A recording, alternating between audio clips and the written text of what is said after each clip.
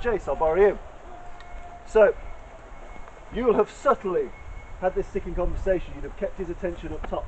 You've brought it across, either to the liver or spleen, depending on which hand you're starting with, and up. And you'd have driven that with the same force as a boxer's hook and uppercut.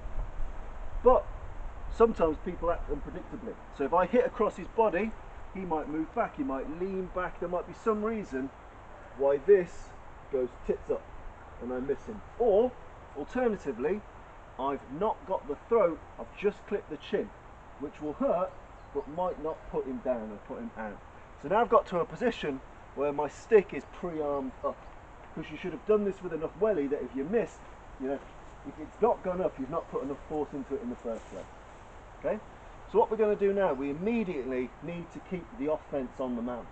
So I can't reset, I can't do much about it, I need to put force onto him. So my next bit of force, I'm going to use the top portion of the stick and I'm going to rake this down. Now this can go across the head, across the eye. This is not going to be a man stopper. This is quickly to rip down his face, because I have fucked up here and I need to keep offensive momentum.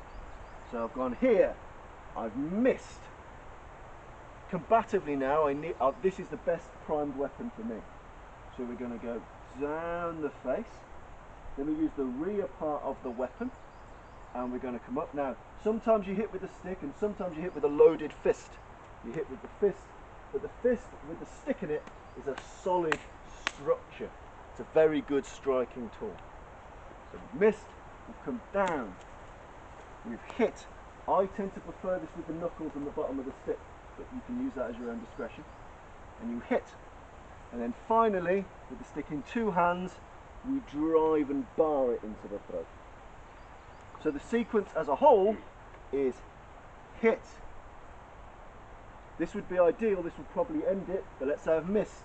So then my next three moves in sequence are down across the face, up into the jaw or into the throat or behind the ear, whatever you get. You can't really aim this when you're going full pelt. You just know that this is coming round. And then we're driving this. And depending on where their body is and how their body reacts to the stick, it may be that the stick is coming up or it may be that the stick is coming out. Really that depends on the human that you've just hit, how big they are compared to you, how small they are compared to you. Or down. Yeah, or down. Across, up, down, up, up. And you'll notice that my body, my foot is going through his legs, smashing through him here. I want to take his breath, I want to crush his larynx, I want to really cause him some damage, but I also want to knock him down. So even if I do not major damage, but I can knock him on his ass, I can Michael Flatley his head, which will put him out. So either way, I want to make sure that I've got this penetrative step. And you'll note that much of World War II and World War I combatives is boxing and wrestling at its very core.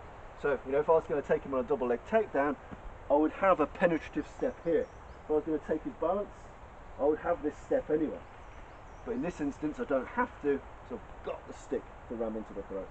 So practice that, change your partners across the body, but now you've missed.